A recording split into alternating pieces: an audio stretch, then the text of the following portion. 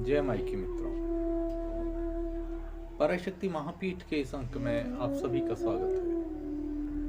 मित्रों, अब आपके घर में वास्तु दोष है, क्या करेंगे? वास्तु यंत्र लगा लिया, पूजा करवा ली, लेकिन क्या होता है कि मान लीजिए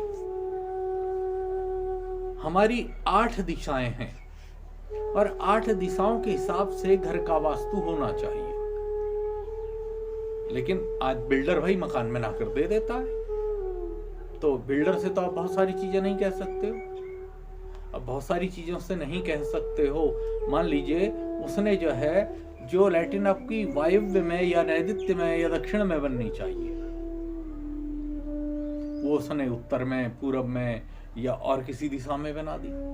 जो किचन आपका आग्नेय कोण में या पूर्व में बनना चाहिए, वो दक्षिण में बन गया या पश्चिम में बन गया। तो भाई क्या होगा? अब इसका प्रभाव क्या होगा? जो उस घर में जितने लोग रहेंगे, तो वो सब कहीं न कहीं उस अन्न को खाने से बीमार रहा करेंगे। अब इस बीमारी से बचने का उपाय क्या है?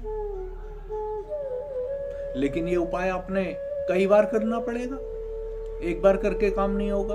आप दवाई लेकर आते हो, आप दवाई 3 टाइम 2 टाइम खाते हो ना, और कई हफ्तों तक खाते हो या महीनों तक भी खानी पड़ती है। तो ये भी एक दवाई है, ये सारी औषधियां हैं, और औषधि का कोर्स होता है, तो उसको उसके अकॉर्डिंग आपने फॉलो करना पड़ेगा। अब आपने क्या किया? रोग है, कोई बात नहीं, रोग है, होने दीजिए। आप एक नींबू ले लीजिए,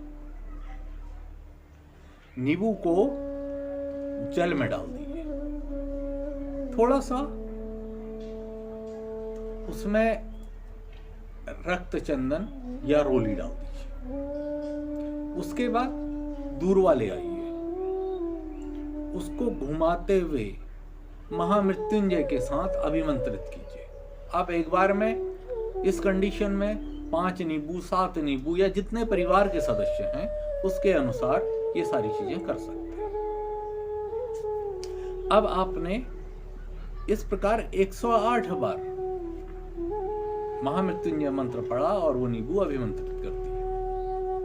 अब घर में जिस सदस्य को भी गंभीर अथवा सामान्य कैसा ही रोग है, गंभीर अथवा सामान्य कैसा ही रोग है, तो उसके ऊपर से 7 बार उल्टा घुमाइए, और 7 बार उल्टा घुमाने के बाद आप किसी चौराहे में जाकर, तिराहे में जाकर उस नींबू को 4 हिस्सों में काटकर 4 दिशाओं में फेंककर वापस आ जाइए। किसी को देखने की आवश्यकता नहीं है, और घर आकर हाथ पैर धो लीजिए। बस ये प्रयोग आपने प्रत्येक मंगलवार अथवा शनिवार को 11 हफ्तों तक करना पड़ सकता है। कैसा ही गंभीर रोग होगा, उसमें बहुत लाभ मिल जाएगा।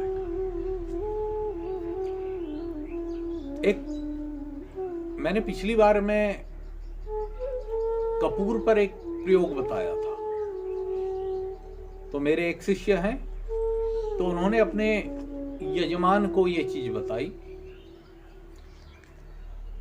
तो जो डॉक्टर की रिपोर्ट आई थी कि उनको भयंकर बुखार था, ब्रोंकाइटिस था, निमोनिया था, तो उन्होंने वो क्रिया की, और उस क्रिया को करने के बाद उन्होंने बताया कि तीसरे दिन ही उन्हें आराम मिल गया। तो ऐसी अनेकों अनेक क्रियाएं हैं, अगर हम इनको अच्छे से प्रयोग करते हैं तो निश्चित रूप से हमें इसका लाभ मिलता है। अगली बार ऐसी ही किसी जानकारी के साथ मैं फिर आपके सामने आऊंगा। तब तक के लिए जय माई।